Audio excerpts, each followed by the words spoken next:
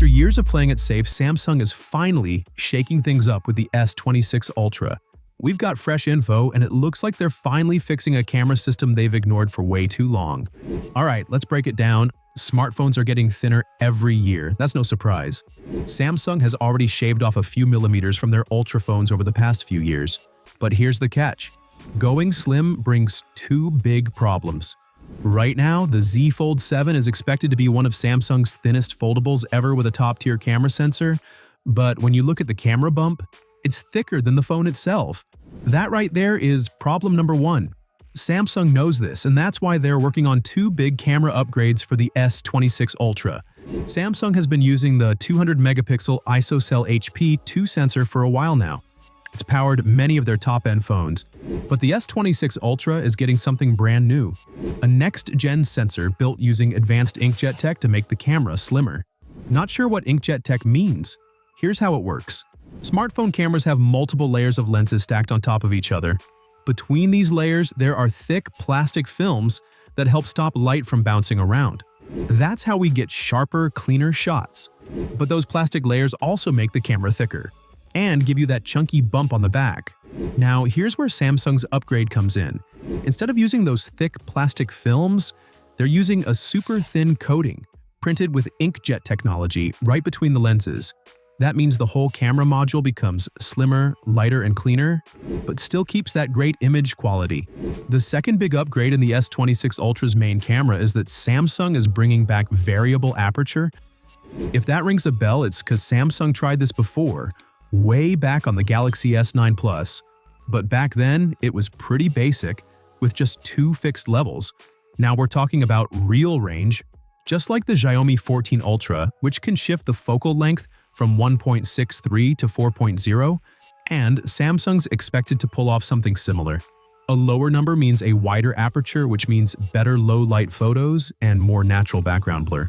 But that's not all, because this is the year of camera upgrades. According to recent leaks, Samsung might drop the 3x periscope lens, and instead use one massive 200-megapixel periscope lens for both short and long zoom shots. Vivo's already doing this with the X200 Ultra, and honestly, the results look pretty solid. Samsung is testing this idea in early prototypes, but whether it'll actually make it to the final product? No major leaker has confirmed that yet. So yeah, take that part with a pinch of salt. Now let's talk about the regular S26 and S26 Plus. These phones are finally getting a camera upgrade too. But no, don't expect a 200-megapixel sensor here. They'll still use a 50-megapixel resolution like before. But here's the upside. Samsung's swapping out the old sensor for a brand new one. The new camera isn't officially revealed yet, but it'll be part of Samsung's updated GN lineup, which should mean better photo quality, even if the megapixel count stays the same. Alright, moving on to problem number 2, the battery. Ice Universe dropped a hint. The Z Fold 7 might use new battery and charging tech. A lot of leakers and reports said Samsung could go with silicon carbon batteries in the future.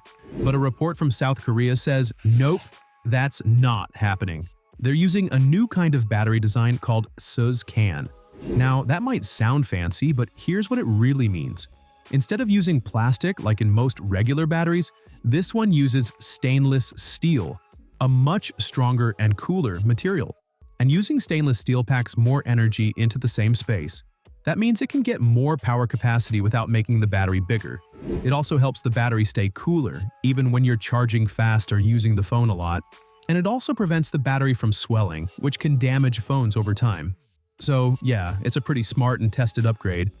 And by tested, I mean this is the same battery tech Apple used in the iPhone 16 Pro last year. And just like before, the S26 series brings those slim frames. But now, the bezels, they're insanely thin compared to the S25. The S26 Ultra will run on the new Snapdragon 8 Elite 2 globally. But for the regular S26 and S26 Plus, Samsung is bringing back the dual-chip strategy, kind of like what they did before the S25 series. So expect different chips in different regions. It looks like 2025 is finally the year Samsung gives us some real camera upgrades after sticking with the same setup for the last 3 years. Want to know what's up with Samsung's foldables too? Don't worry, I've got you covered. This is Techtics, and I'll see you there.